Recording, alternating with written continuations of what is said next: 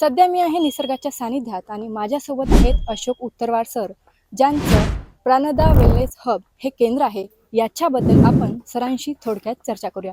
नमस्कार sir, Nanded hub नमस्कार. या चॅनलमध्ये तुमचं खूप खूप स्वागत आहे. धन्यवाद. थोडक्यात आपलं जे केंद्र आहे याच्याबद्दल तुम्ही माहिती सांगा. हे प्राणदा वेलनेस हब आहे. तर निरोगी माणसाने निरोगी कसं राहायचं आणि रोगी झाल्यानंतर दुरुस्त कसं व्हायचं, ह्या दोन्ही गोष्टीवरती याच्यावरती काम केलेलं आहे. इथं एका दिवसात आपण येऊन निरोगी कसं राहायचं हे शिकून जाऊ शकतो. आणि त्याच्यानंतर हे सगळं आयुर्वेदिक पद्धतीने केलेलं सेंटर आहे. आणि मग जर कोणी रोगी असेल तर इथं एकदम प्राणदा रुग्णालय निर्माण केलेलं आहे. 50 बेड हॉस्पिटल आहे आणि इथे ॲडमिट करून पूर्ण आयुर्वेदिक चिकित्सेने त्याला दुरुस्त करून दिलं जातं. सर्दीपासून कॅन्सरपर्यंत सगळ्या रोगांची चिकित्सा इथे केली जाते. सर, किती कालावधी एखादा पेशंट जर इथे आला तर किती कालावधी त्याला लागतो? आजारानुसार तो कालावधी बदलतो.